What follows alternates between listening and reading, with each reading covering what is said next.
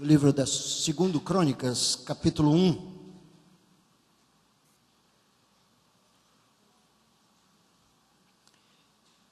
Segundo Crônicas, capítulo 1, e seria interessante se nós fizéssemos essa leitura de pé, em honra às Escrituras Sagradas. Segundo Crônicas, capítulo 1, versos de 1 ao 13.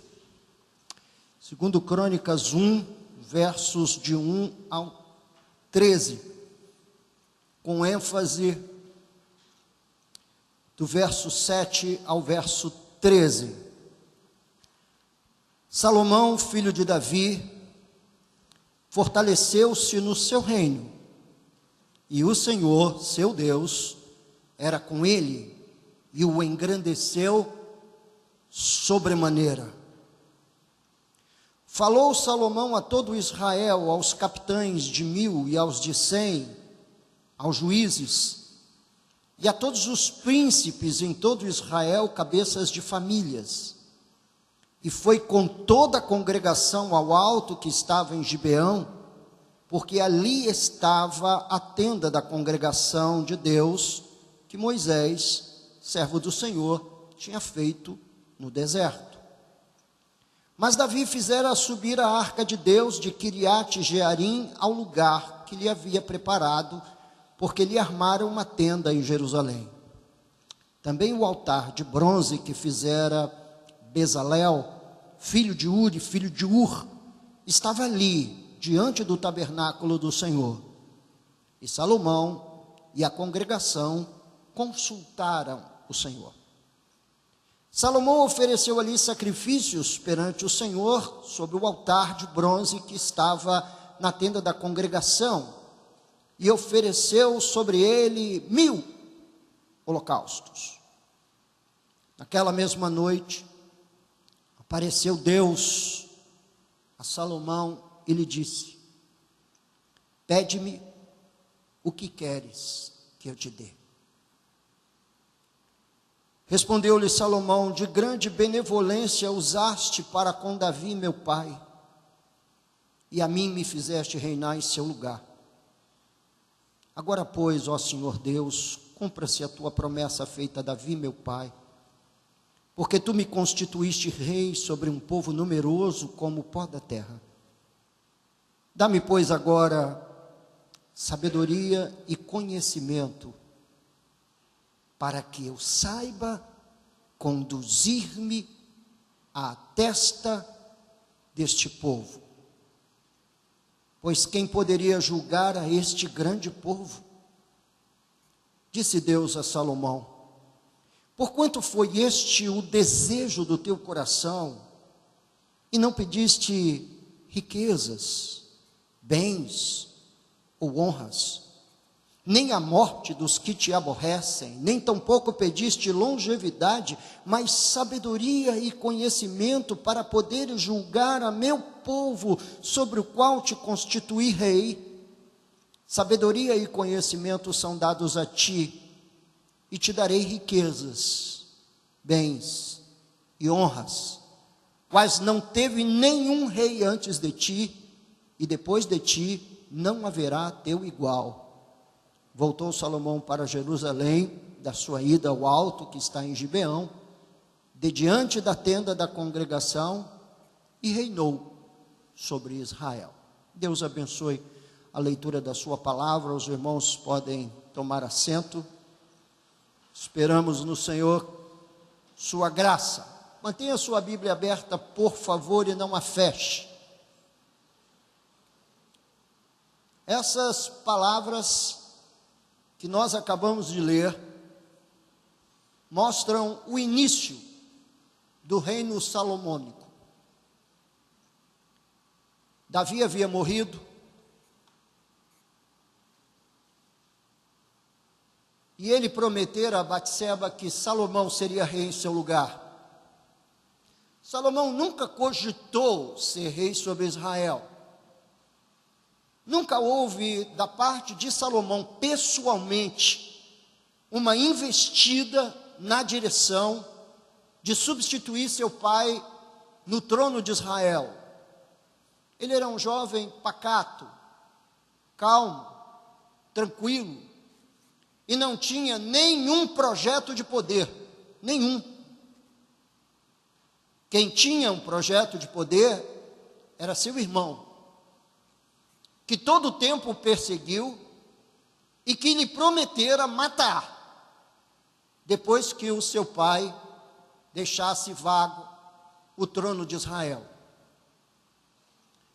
Ele começa a reinar, encurtando a história, que a história é longa. Ele é aclamado rei de Israel, começa a reinar, e você imediatamente começa a visualizar o coração de Salomão. Enquanto jovem, ainda não corrompido, mas o coração dele, de como ele era grato ao Senhor, dos sacrifícios que fazia Deus aos milhares, a generosidade do coração de Salomão. Até que um dia, depois da gloriosa inauguração do templo, Deus aparece a ele durante a noite. É o único texto bíblico que nós conseguimos visualizar claramente uma revelação pessoal de Deus, dizendo que um homem viu a Deus. Quando fala da experiência de Moisés, diz a Bíblia que ele o viu pelas costas. Quando fala da experiência de Isaías, diz que ele viu o Senhor sentado sobre um alto e sublime trono.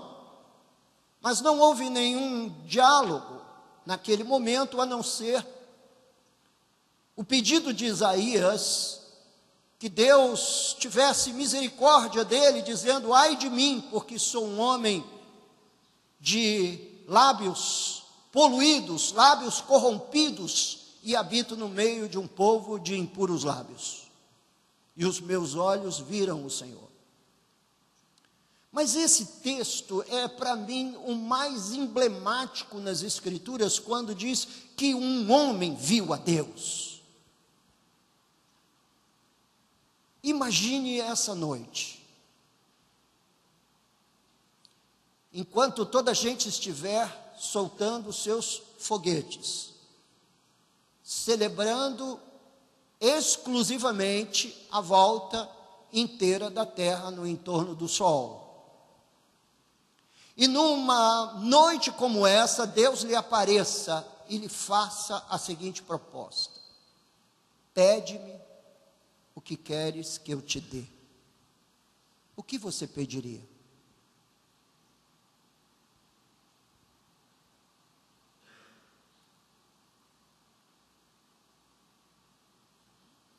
Eu vou fazer a pergunta mais uma vez e vou fazer uma pausa para você pensar.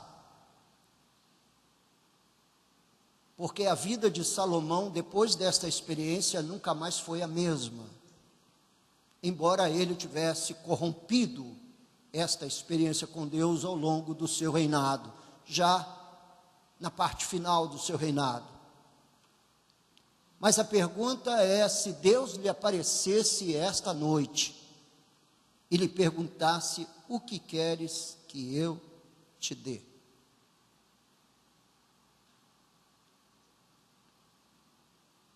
O que você pediria a Deus?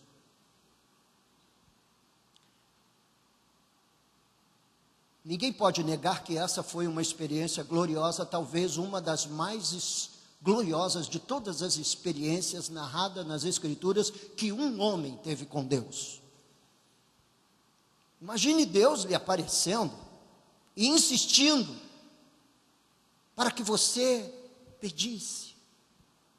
Vai lá, peça o que quiser.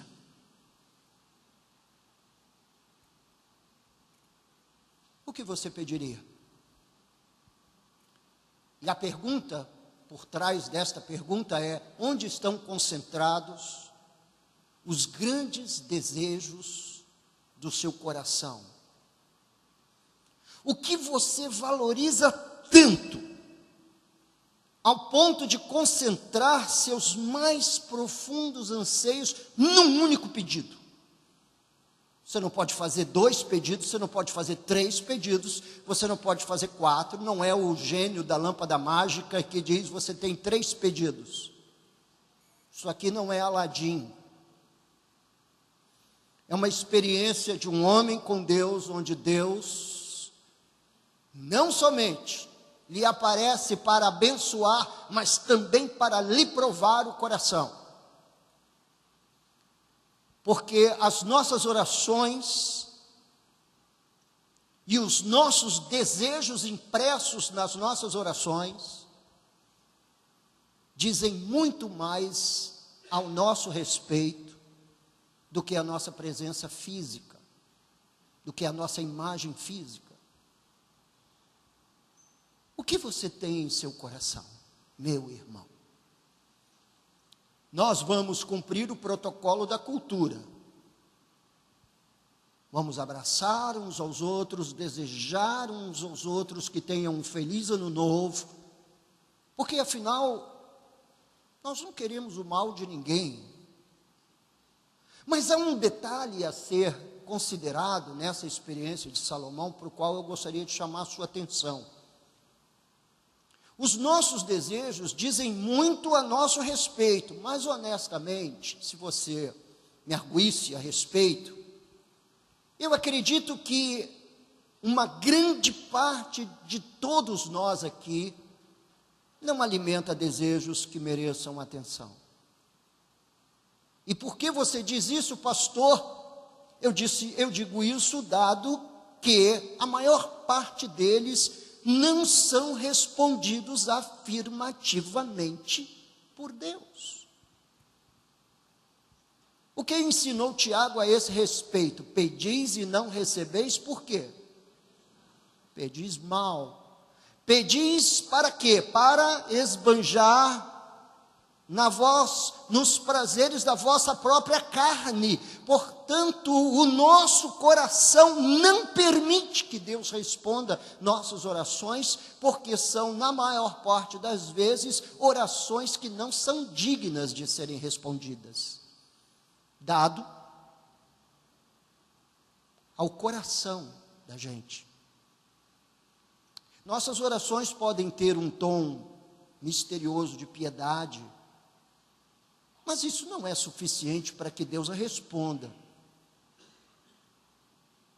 Nós podemos ler na Bíblia que tudo que pedirdes ao Pai em meu nome, Ele vos dará. Então o que nós aprendemos? Nós aprendemos que a expressão em nome de Jesus é mais ou menos uma chave que abre todas as portas do céu para a nossa vida. E na verdade, em nome de Jesus não significa isto.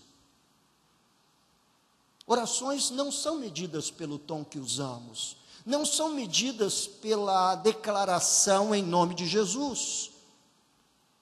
Mais uma vez, segundo Tiago, as orações mal pedidas, o pedir mal,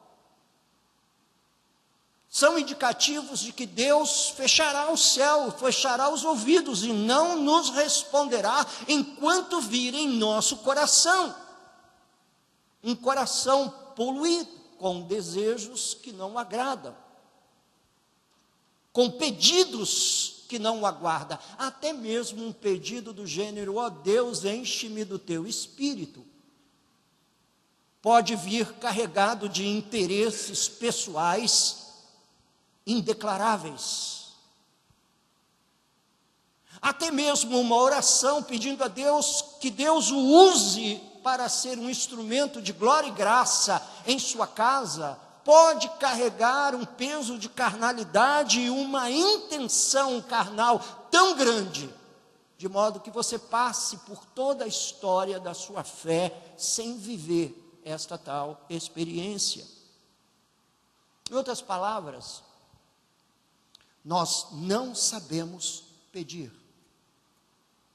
Ou, se você quiser, nossas petições estão manchadas pela nossa carnalidade, em virtude do fato de que nós não atentamos com graça e com atenção para um caminhar piedoso diante de Deus.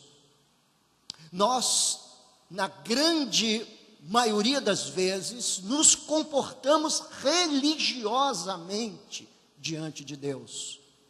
Mas esse não é o apelo das Escrituras. O apelo das Escrituras é que o nosso coração seja puro.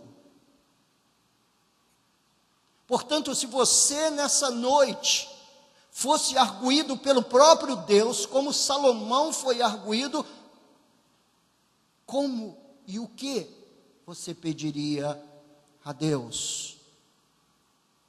Nós deveríamos prestar atenção na história por trás da história deste texto e não confiar na total e aparente pureza e honestidade do nosso próprio coração, dado ao fato de que a maior parte das orações que fazemos, elas não são respondidas e ficamos à deriva, em busca de direção sem consegui-la. Chamou-me muita atenção esse texto de 1 Crônicas, e eu passei esta semana inteira debruçado sobre ele, estudando na língua original, lendo no hebraico, procurando os verbos, procurando os pronomes, procurando no texto se havia alguma pegadinha, para nessa manhã compartilhar com vocês, talvez, a mensagem de fim de ano mais desafiadora que eu preguei em toda a minha vida. Nós deveríamos não ter medo do espelho. Eu tenho continuamente, vez após vez, confessado aos irmãos que uma das práticas mais repetidas na minha vida de oração é a confissão de pecados. Mas nós temos uma aversão tão grande a nos ver como pecadores, como deficientes, como defeituosos na nossa formação humana. Mas tanto que nós estamos sempre buscando nos justificar, esquecendo-nos do fato de que é Deus quem nos justifica. Nós perseguimos incansavelmente aquilo que nos encanta, o que nos engrandece, o que nos poderia colocar no topo, embora neguemos isso. Publicamente, o nosso discurso é o politicamente correto. Não, meu coração é assim, meu coração é assado, meu coração é aquilo outro, mas somente Deus conhece o seu coração. E os nãos de Deus, ou as portas fechadas de Deus, estão muito relacionadas com esse nosso coração. A razão pela qual a Bíblia diz que nossas orações não são repetidas, não são respondidas, apesar de Jesus dizer que aquilo que pedirmos ao Pai em seu nome, Ele nos concederia, apesar da Bíblia dizer, se vós permanecerdes em mim e a minha palavra permanecer em vós, pedireis o que quiserdes e vos será feito. Parece que essas promessas não têm efeito, não funcionam em nossas vidas. E sabe por que não funciona? Porque o nosso coração tem problemas e tem defeitos que talvez a gente não consiga enxergar tão bem. Desejamos isto uns para os outros. É o mesmo que desejar ao outro que suas orações jamais sejam respondidas, uma vez que nós andamos manchados pelo pecado e este que tenazmente nos assedia. No fundo, irmãos, no fundo, nós deveríamos desejar uns aos outros, depois do culto, que nós fôssemos profundamente transformados e sofrêssemos mudanças sobrenaturais tão profundas que as nossas orações parassem de ser resistidas por Deus. São as Escrituras que afirmam que há uma prática que não sabemos nada a respeito, e essa prática é a oração. Paulo, em Romanos capítulo 8, diz: vós não sabeis orar como convém. Isso é um fato. Nós somos ruins nesse negócio de oração. Primeiro, nós somos ruins para orar, para vencer a inércia e dobrar os joelhos para orar. Nós somos ruins para implementar uma vida piedosa e disciplinada na oração. E quando vamos orar, nós acabamos orando mal. Não sabemos orar como convém. E esse negócio de oração é um negócio, ou é um fato, vamos colocar assim, que negócio na língua portuguesa tem também um tom de business. Mas é um fato mas tão misterioso, que os discípulos de Jesus pediram que ele os ensinassem a orar. Como judeus, o que eles mais faziam era orações ao longo do dia. Eles faziam Shema 3 vezes ao dia. Eles eram judeus. Ouve, pois, ó Israel, o teu Deus é o único Deus.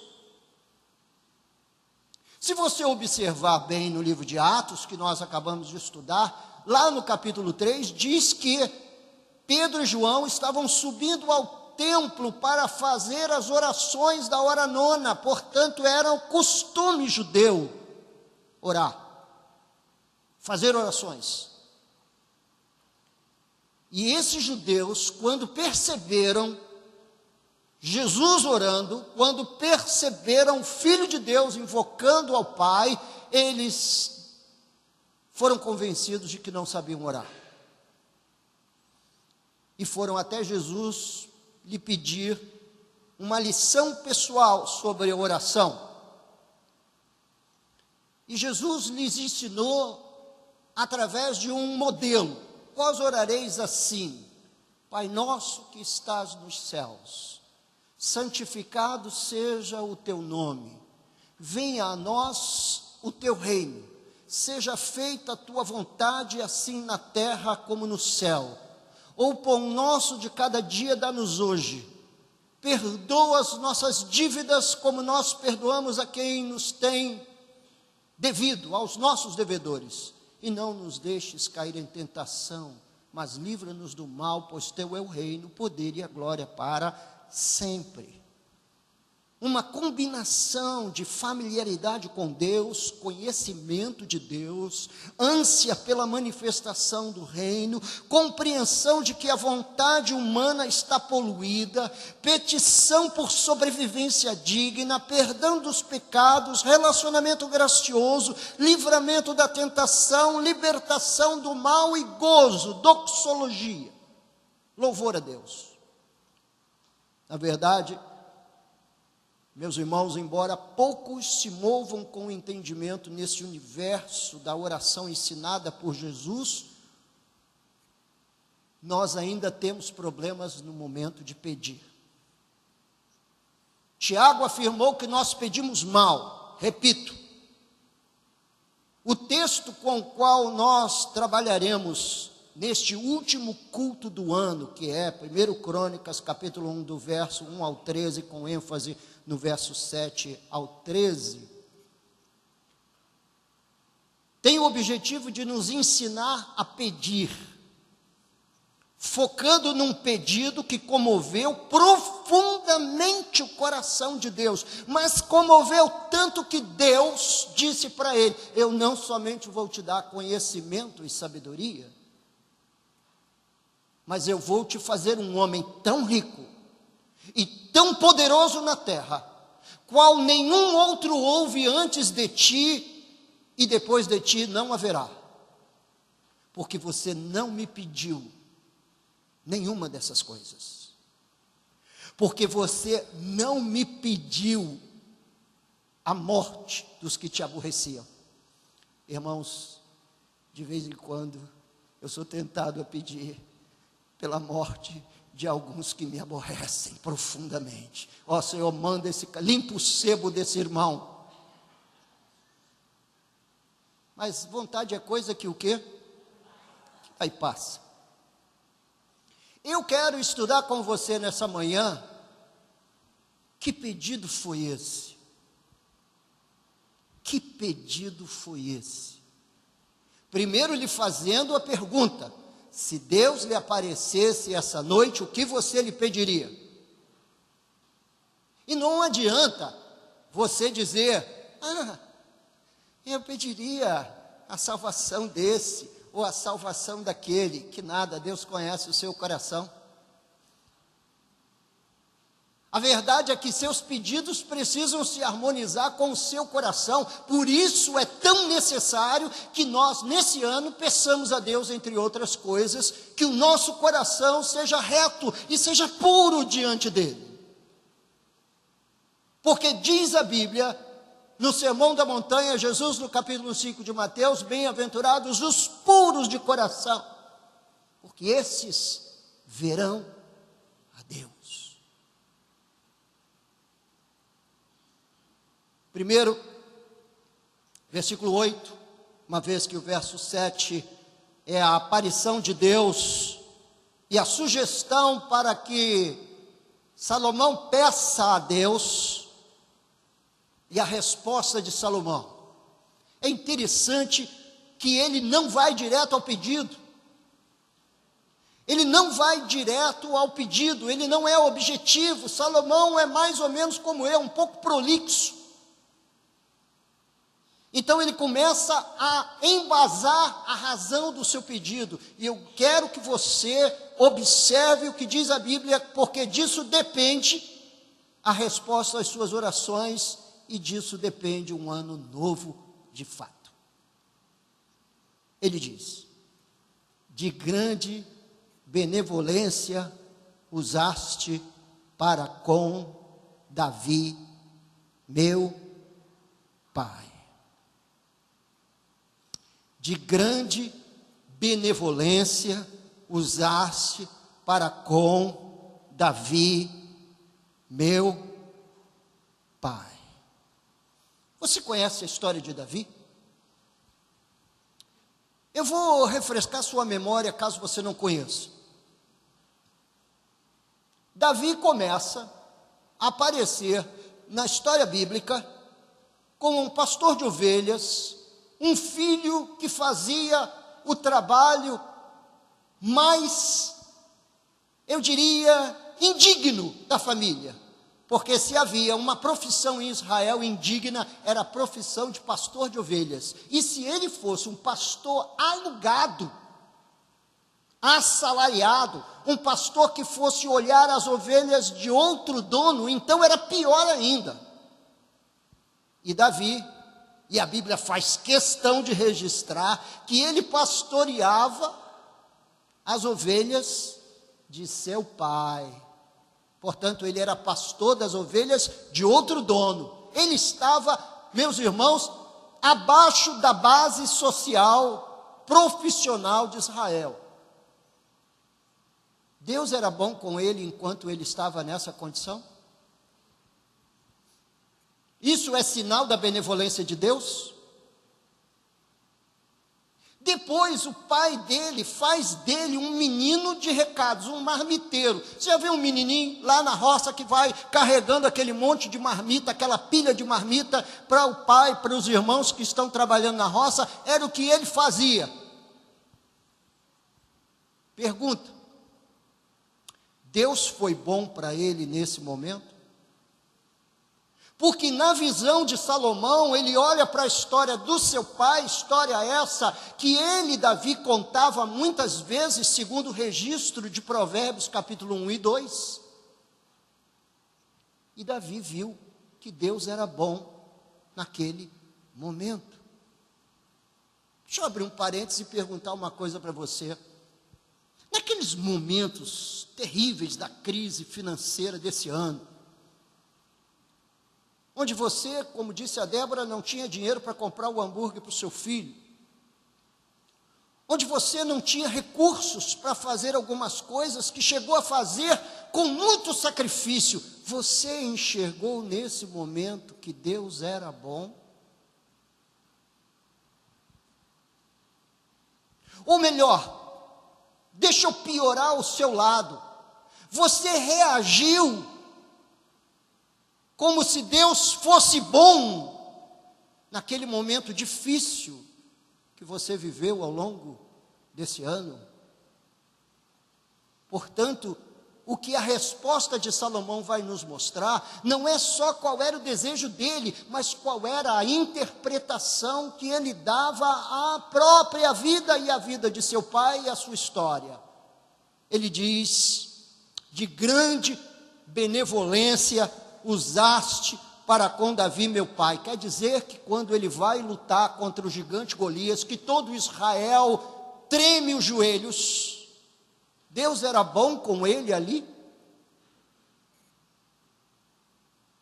Quer dizer que quando ele começa a ser exaltado pelas mulheres de Israel, dizendo que Saul perseguiu aos milhares e Davi aos seus 10 milhares, e por causa do ciúme de Saul, Saul procurou matá-lo, exterminá-lo, arruinar com a vida dele, arruinar com o futuro dele como rei.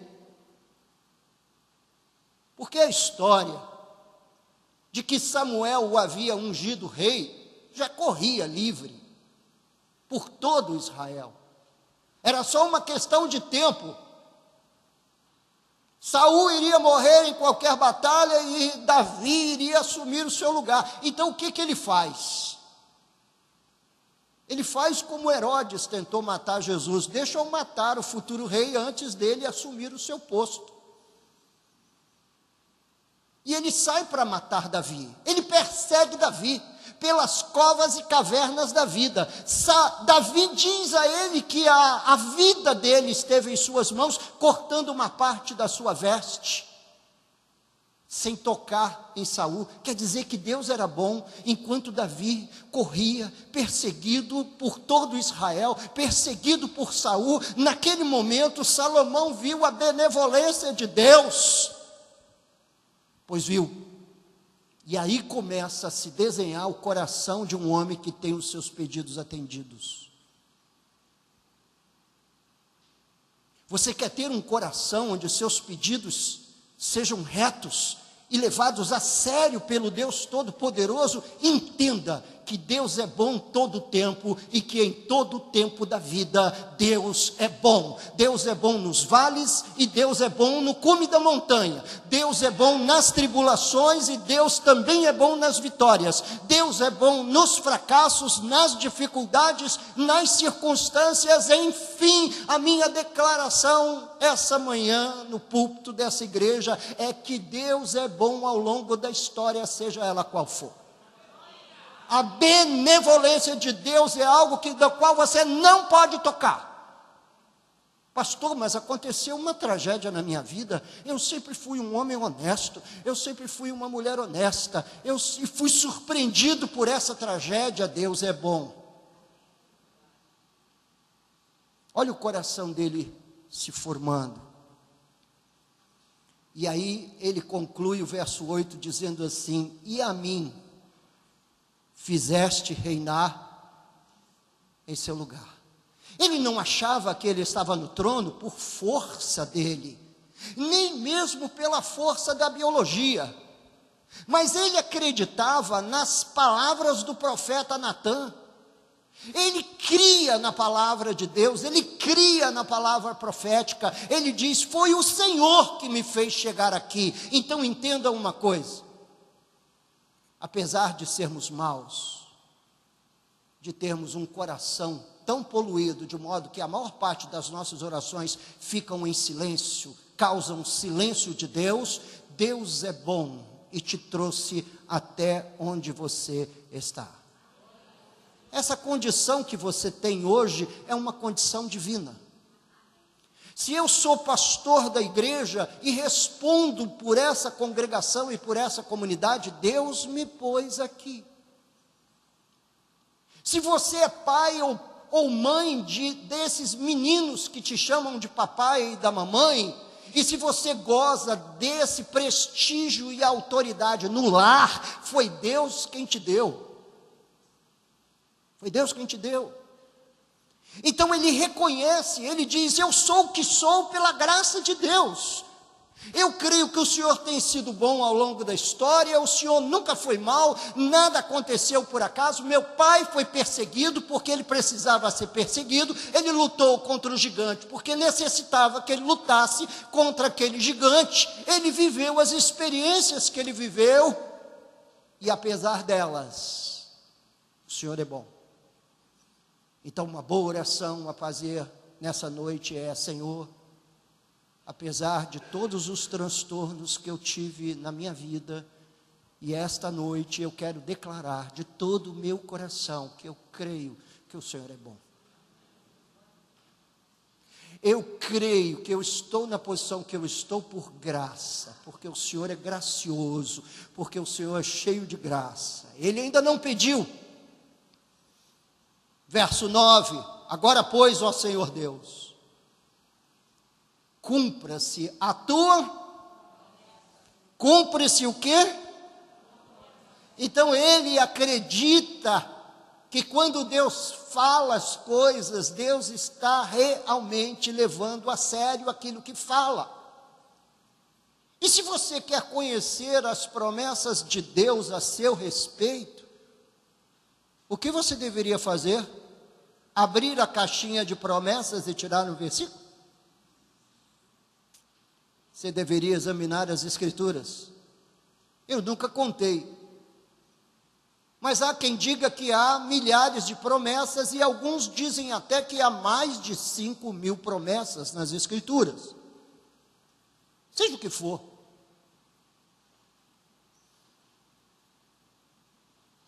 Mas Jesus prometeu que voltaria. Jesus prometeu pôr fim à nossa dor. Jesus prometeu estar conosco todos os dias da nossa vida até a consumação dos séculos. Portanto, aquela crise existencial de solidão universal que de vez em quando a gente tem e que Elias teve: ó Deus, por que me deixaste sozinho? Eu estou agora sozinho, ninguém está comigo. Até o Senhor me abandonou. O único abandonado na história da humanidade foi Jesus na cruz. E ele ora dizendo: Deus meu, por que me abandonaste? Para quê? Para que, como o único abandonado, levando sobre si todo o abandono, pudéssemos nós todos gozarmos da presença inseparável de Deus até a morte. E depois da morte. Cumpre-se a tua promessa. Você sabe que tipo de promessa Deus tem a seu respeito? Quais foram as promessas pronunciadas por Deus nas Escrituras a seu respeito? Nós não invocamos promessas, sabe por quê? Porque nós não conhecemos as promessas. E nós não conhecemos as promessas, sabe por quê? Porque nós não lemos as Escrituras. Cumpra-se a tua promessa feita a Davi. Em outras palavras, ele estava dizendo a Deus: eu sou fruto de tuas promessas. Eu tenho consciência que foi a tua benevolência que operou ao longo da história, que me trouxe até aqui, e eu sou fruto das tuas promessas, e não dos meus méritos, mas das tuas promessas. Não é porque eu prego bem, não é porque eu canto bem, não é porque eu escrevo bem, não é porque eu reajo bem, é por causa das tuas promessas, ó Deus. Porque tu me constituíste rei. Mais uma vez, ele reafirma. Ele fala no versículo 8, a mim me fizeste reinar, e no versículo 9 ele diz, tu me constituíste rei, eu sou o que sou por conta da sua perfeita vontade. E ele fez todo esse embasamento para pedir duas coisas a Deus. Mas só que ele pediu essas duas coisas com um objetivo.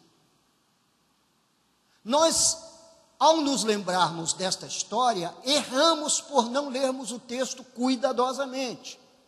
Ele não pediu sabedoria e conhecimento para fazer um juízo perfeito em todos os julgamentos diante do povo de Israel, embora a sabedoria que Deus lhe deu foi útil para isso. Mas ele ora a Deus por sabedoria e conhecimento, no versículo 10, dá-me, pois, agora, sabedoria e conhecimento. Para quê? Para quê? Para que eu saiba me conduzir. Deixa eu te fazer uma pergunta. Você sabe se conduzir? Hã? Você se conduz como um homem de Deus, no seu trabalho? E aqui no contexto desse texto, na igreja, ele disse: Senhor, eu sei que eu estou à beira sempre de fazer uma grande bobagem. Eu não sei me conduzir diante do teu povo. O povo é numeroso. E eu quero me conduzir de uma maneira que o teu nome seja glorificado. Mas eu não sei fazer isso, então me dá sabedoria e conhecimento, para quê? Para que eu possa me conduzir. Você sabe que como pastor, e ouvindo tantas histórias terríveis, de crescimento e queda, na igreja, de homens e mulheres, de jovens e adolescentes, e até de idosos, o grande problema é não saber se conduzir no meio do povo de Deus. Nós não sabemos nos conduzir. Procedemos, ora como tolos, em outras horas como tolos maiores, e em outros momentos como os verdadeiros tolões.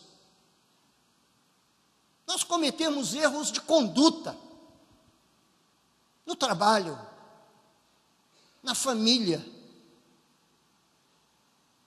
na igreja.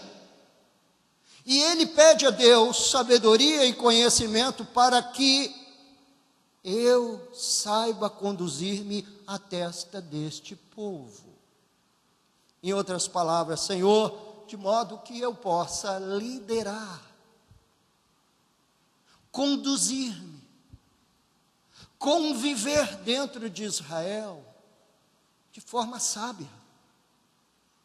Só que o pedido dele não foi só por sabedoria, que é o que nos encanta. Nós ficamos encantados pela sabedoria, mas e o conhecimento? Como juiz de todo Israel, ele teria que conhecer a lei para poder aplicá-la. Ele precisava conhecer os fundamentos legais para usar nos seus tribunais. Porque seria injusto julgar alguém culpado esquecendo o que dizia a lei. Então, do que nós precisamos? Nós não precisamos só de sabedoria. Nós precisamos do conhecimento que desprezamos. Sabe, irmãos, aquele conhecimento que nos é oferecido do púlpito da igreja, que nós deveríamos comer e beber e voltar a comer e participar das classes de estudo bíblico, das classes de teologia, das classes, meus irmãos, de enlevo do conhecimento. E nos lambuzarmos com a geleia doce do conhecimento das Escrituras. Para quê, pastor? Para saber se conduzir. Como se conduz um marido crente dentro do seu lar? Qual é a expectativa de condução de um pai de família, de uma mãe cristã, dentro dessa célula fundamental chamada família. Qual é o tipo de conhecimento que nós precisamos para isso? Isso encheu o coração de Deus. Encheu. Foi um pedido que encheu o coração de Deus de uma maneira tal, que Deus disse assim: então eu não vou te dar só isso, mas eu vou te fazer um homem rico. Porque quando se trata de riqueza produzida no céu para os homens, o que existe por trás disso é um coração puro, um coração reto, um coração dirigido pelo alto. Não há esperteza, habilidade envolvida na questão. Há esperteza e habilidade quando as suas riquezas são produzidas à força de seus próprios esforços. Mas aqui ele pediu: dá-me sabedoria e conhecimento para me conduzir.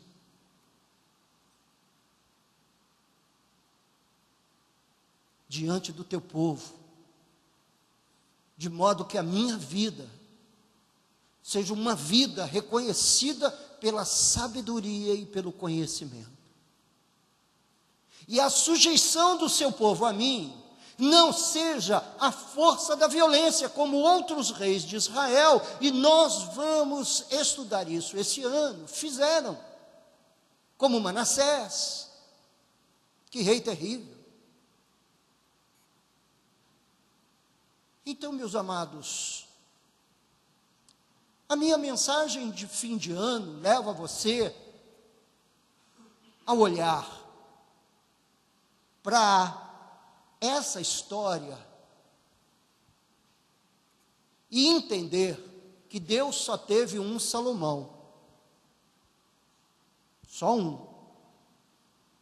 Não adianta tentar nessa noite pedir sabedoria e conhecimento, porque vai lá que Deus esteja desatento e te dá também riqueza, prosperidade. Não. O meu apelo essa noite é para que você reflita sobre o jeito de você se conduzir na vida. A minha mensagem essa noite não está nem mesmo no contexto de você pedir alguma coisa a Deus, mas é o jeitão seu de se conduzir. No casamento, das instituições divinas, casamento, família e igreja. Como é que você se move nesse universo? É certo que se tudo acontecer como a gente espera, ou como normalmente acontece, hoje à noite no meio dos fogos, você vai olhar muito mais para a beleza dos fogos espocando lá no céu, do que propriamente dito na voz desse careca, nessa voz aguda, extremamente aguda. Como eu gostaria de ter uma voz mais impostada, grossa, de maneira que eu falasse, você ficasse tremendo aí no banco da igreja. Mas não, você vai se esquecer da minha voz. Mas tem um ser aqui que é imutável, que se lembrará sempre do seu coração. Ele é Deus. Você, e repito a pergunta, sabe se conduzir no meio do povo de Deus? Seus filhos, sua esposa, seu marido, sociedade e igreja? Se você for honesto e buscar na sua lembrança o seu jeitão de se conduzir diante do povo de Deus, eu já nem vou falar de família, de sociedade, mas o seu jeitão de se conduzir na igreja, você já vai encontrar muitas razões dos céus se fecharem para você. Isso aqui é um ambiente sagrado. Eu sempre o considerei assim, apesar de suas imperfeições. Sagrado.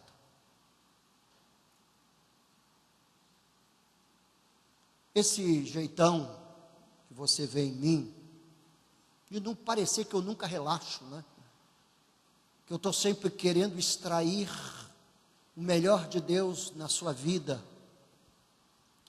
Esse jeitão pastoral, de mexer no seu jeito de se conduzir, é para que os céus se abram quando você orar e pedir a Deus: enche-me do teu Espírito. Enche-me do teu Espírito. Nós nos preparamos na vida para ganhar dinheiro. Todos vocês, sem exceção. Prepararam-se. Desde os cursos técnicos, universitários ou futuros cursos de aperfeiçoamento profissional, foi para ganhar dinheiro. Esse conhecimento do qual Salomão mexe aqui, não é conhecimento para ganhar dinheiro. É conhecimento para entender o que Deus pensa sobre como deve ser a condução da vida diante do povo de Deus. Isso não é conhecimento para ganhar dinheiro, isso é conhecimento para entender melhor o coração de Deus. Ah, pastor, mas a vida está desenhada assim. Eu entendo. Realmente a vida está desenhada assim, mas você não está desenhado para isso. O grande propósito humano na vida não é ganhar dinheiro. E você quer ouvir mais alto? Eu falo mais alto. O grande propósito da vida humana não é ganhar dinheiro. E é por isso que todos os grandes catecismos do passado começam, a sua primeira pergunta é: qual é o propósito da vida humana? E a resposta dos catequistas, e a nossa resposta, refazendo, relendo os grandes catecismos, como nós estamos fazendo agora, é: o homem tem o propósito de viver para a glória de Deus e deleitar-se nele. E é por isso que Deus não responde nossas orações. Por quê? Porque os nossos corações estão manchados pelos desejos de quebrar esse grande propósito da vida humana. É óbvio que Deus não vai abençoar coisa nenhuma. E nós vamos ficar orando, e chega no fim do ano frustrado, porque Deus não nos deu o que pedimos. Porque o propósito da vida humana não é você gastar todo o tempo do mundo para ganhar conhecimento na sua arte profissional. Por quê? Porque a sua arte profissional desaparecerá quando você morrer. Porque no céu nós não precisamos de médicos, engenheiros, advogados, químicos, professores. No céu nós não precisamos disso. Então entenda que o pedido de Salomão foi um pedido altamente coerente com toda a defesa teológica e revelação de Deus ao longo da história. Ó Deus, eu quero conhecimento para servir os teus propósitos. E olha o que Deus faz. Deus dá o resto para ele, sem nenhum trabalho. Nenhum trabalho. Então, amigos, irmãos queridos, servos do Senhor, prepare-se para receber uma visita esta noite. Consulte o seu coração. O seu coração, não tenha medo do espelho. E quando for, lá em casa a gente tem um hábito, né? Mais ou menos assim, antes da meia-noite, a gente dobra o joelho para orar. Todo ano a gente dobra o joelho para orar, fala com Deus, faz uma oração. Depende do sono, sabe? Confessar aqui, senão você vai sair daqui, só me faltando um nicho para me colocar como santo para a sua adoração. Depende do sono, às vezes não chega à meia-noite não, 10 e pouca, né? Ou 11 horas eu já estou dormindo, quando a gente faz o culto aqui às 8, termina às 9h30, 15 para as 10, vou para casa, lá para as 10h30, 11 horas eu já estou dormindo, embolado lá com o do V ou com a dona Lourdes. Com ela é melhor, obviamente.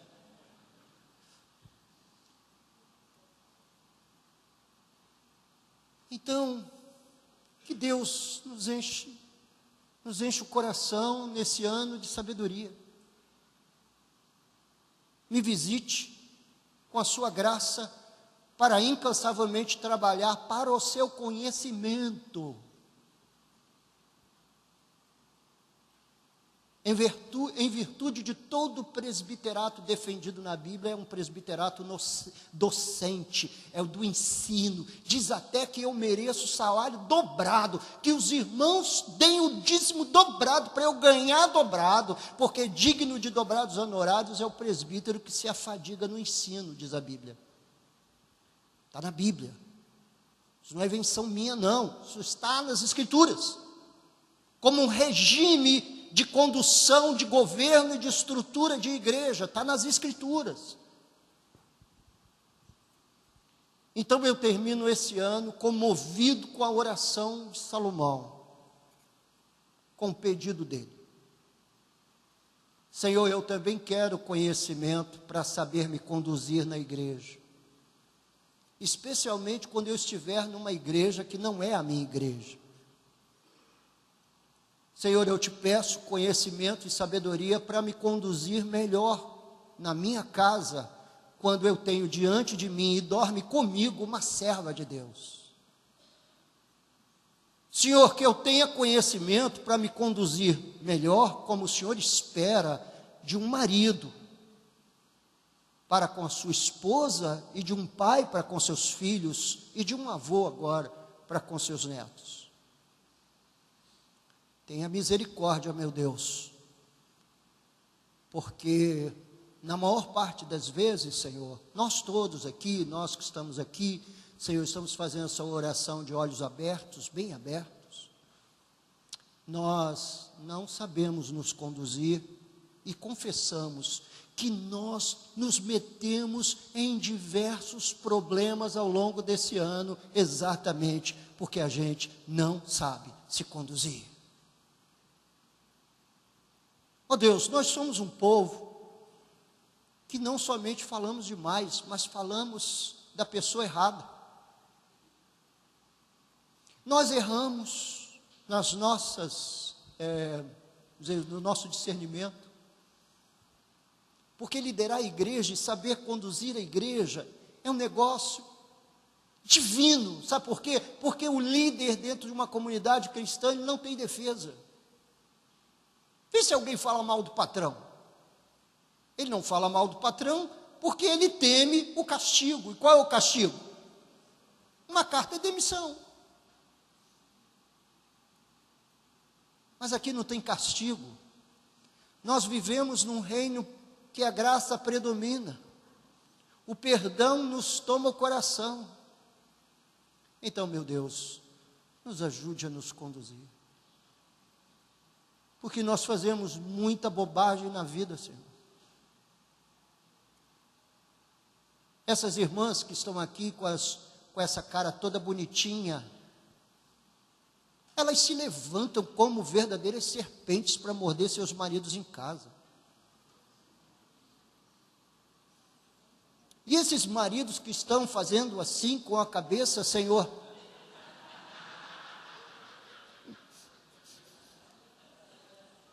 às vezes são cobras de duas cabeças.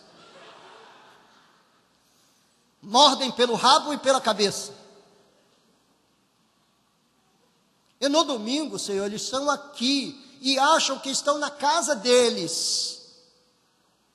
E conduzem-se da mesma forma na igreja, mordendo uns aos outros, esfolando-se uns aos outros, devorando uns aos outros. Que o Senhor tenha misericórdia e nos dê coração de cordeiro. Então, muitas das nossas orações sem resposta, está aí a razão. Salomão nos explica. Quando sair daqui, olha para o ano que você viveu e diga assim: o Senhor foi bom. Eu não fui, mas o Senhor foi. O Senhor me preservou nesse ano. O Senhor me preservou. Quando eu sair daqui, Senhor, e ver minha família, meu filho, minha filha, todo arrumadinho, sentado na mesa para almoçar, se é que você ainda come na mesa, Senhor, isso tudo foi fruto da sua benevolência. Eu mesmo, amanhã vou sair para o trabalho, ó Deus, e o trabalho que eu tenho é fruto da tua benevolência. E assim, irmãos, quem sabe, nós aprendemos a orar melhor. Quem sabe nós conseguimos comover o coração do Pai, como o filho comovia. Quem sabe a gente pega a oração do Pai Nosso e faz dela um modelo para as nossas orações. Quem sabe a gente decide, juntamente com toda a família, fazer um percurso esse ano, rumo ao conhecimento, estudando o catecismo, estando presente nos cultos da igreja, de lápis, papel na mão, canetinha de colorir, para a gente chegar ao conhecimento das Escrituras. Eu sou pastor, fiz um curso de formação, fiz mestrado, fiz doutorado. O livro mais rabiscado da minha Bíblia é o livro de Atos dos Apóstolos. Porque nesse ano e 5 meses que nós estudamos o livro dos Atos dos Apóstolos, eu era o primeiro aluno da fila. E se você pegar em toda a Bíblia, talvez a única coisa que você veja no livro de Atos dos Apóstolos é isso. Rabisco, sublinhar, palavra. Eu aprendi também que eu sabia quanto tempo que Paulo e Barnabé tinham ficado em Antioquia. Meu professor esqueceu. Mas eu sabia. Eu estava lá, o primeiro aluno da classe, o 01 da classe. Por quê? Porque para mim aprender as Escrituras, conhecer as Escrituras, é o caminho para tocar o coração de Deus, e é o caminho para eu aprender a me conduzir na igreja e na vida. Assim, povo de Deus, que Deus lhes dê essa manhã um novo coração, um coração transformado, que o Senhor o visite com conhecimento e sabedoria, para que você saiba se conduzir, homem, para de estragar sua vida, e se conduz adequadamente diante de Deus, e os céus se abrirão para você. Vamos ficar de pé e orarmos, e nos abraçarmos, cumprindo a nossa tradição de filhos de Adão. Feliz ano novo, feliz ano novo, feliz ano novo. Mas que Deus te ajude a ser um novo homem, uma nova pessoa. Pai, eu não vou esperar que o Senhor apareça para mim, seria um atrevimento da minha parte esperar isso. Mas eu aprendi muito essa semana. Primeiro, que as histórias e os acontecimentos que eu julgava terem sido os acontecimentos em que o Senhor estava ausente. O Senhor estava presente. E não importa quão doloroso eles tenham sido ou ainda são, o Senhor é bom, e é a sua benevolência que vem operando ao longo da história, da minha vida, da vida desta igreja, da vida desses irmãos, que o Senhor nos trouxe até onde estamos. A minha condição de pastor, e a condição deles, alguns de líderes aqui da comunidade, outros de verdadeiros servos dos teus sagrados propósitos. Ó Deus, nós cometemos falhas. Nós vimos a igreja como o quintal da nossa casa. Perdão, Senhor. E nós terminamos o ano não saindo de frente do espelho, carregado de uma justiça que nós não possuímos. Nós sabemos que temos pecado contra Ti.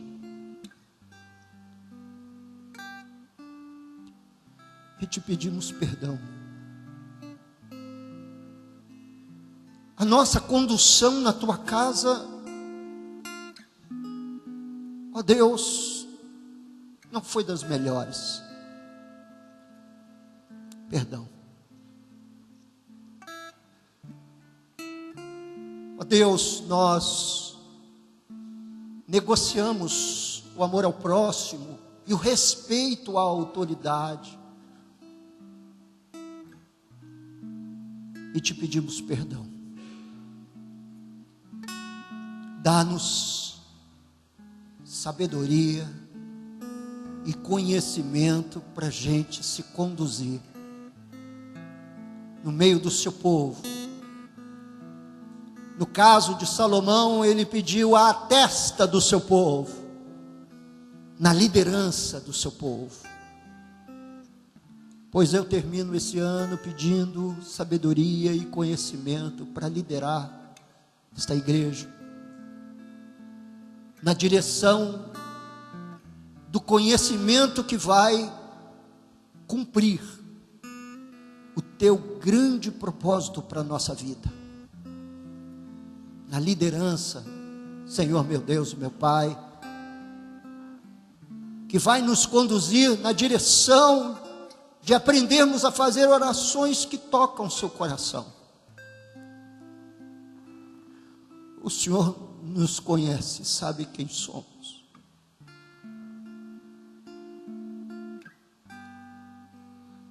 O Senhor conhece o nosso coração.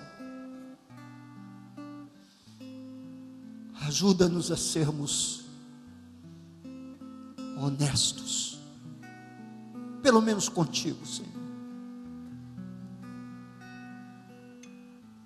Que esse conhecimento e sabedoria, Senhor meu Deus, se transborde para dentro da nossa família,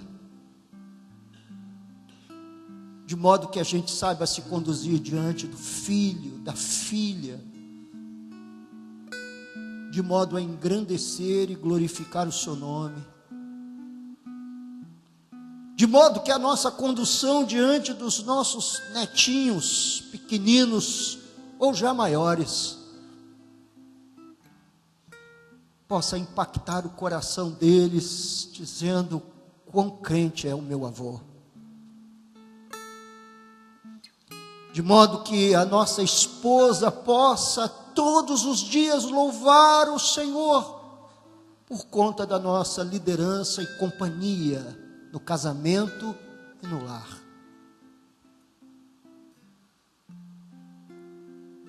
Senhor, perdoa as besteiras que falamos esse ano, as bobagens que fizemos.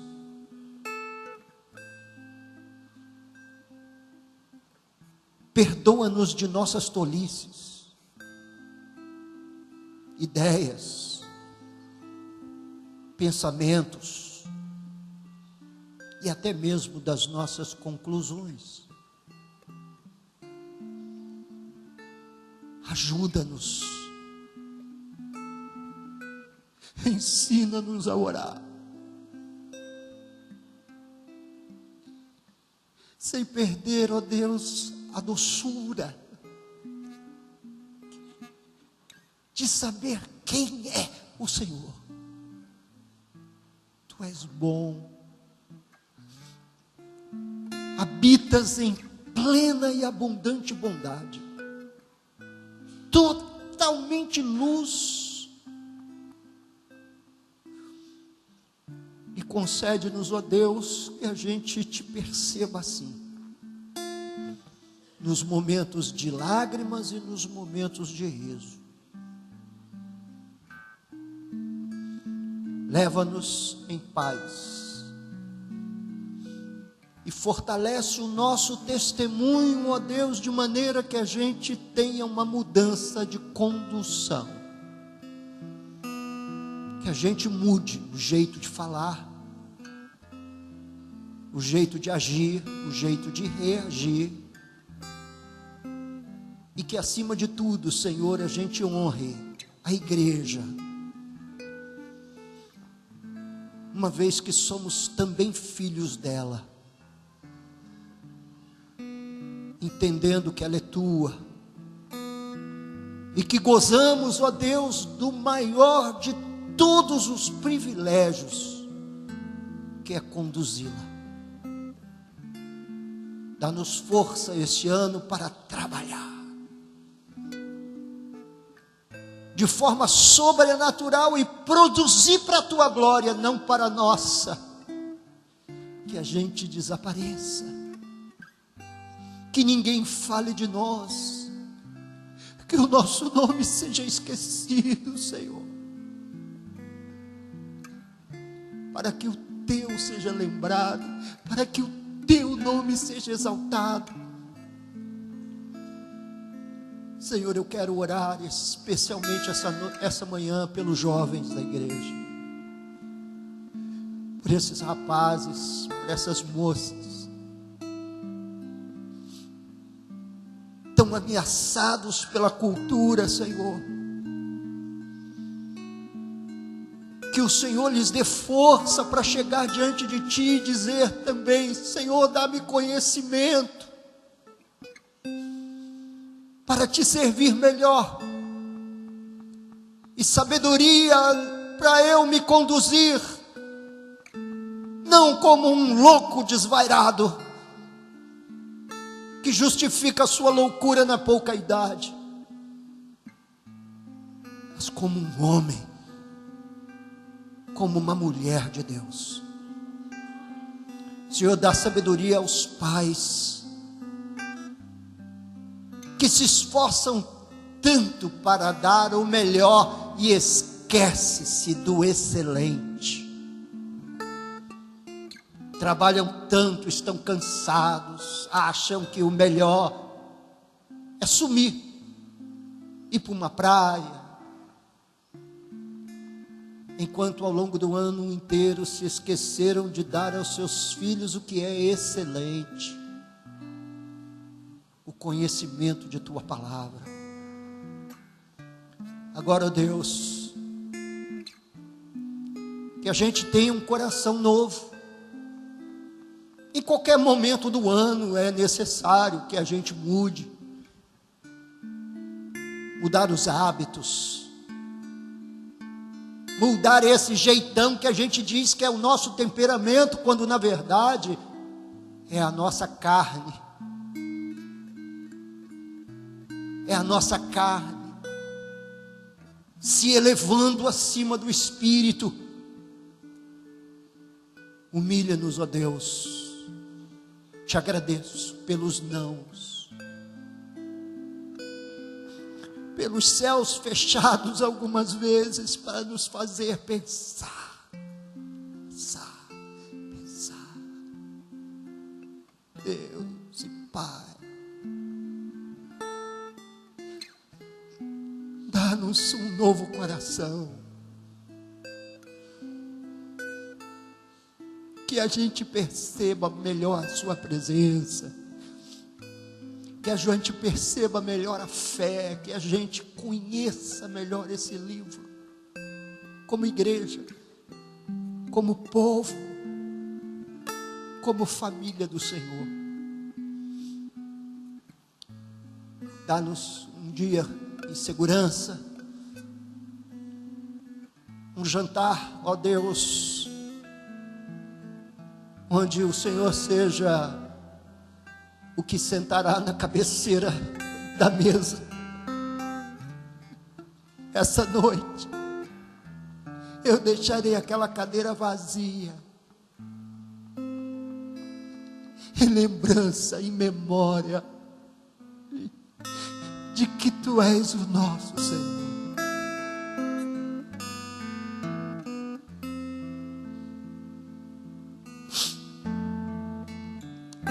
Dá-nos um ano novo, verdadeiramente novo. Novas posturas, novos hábitos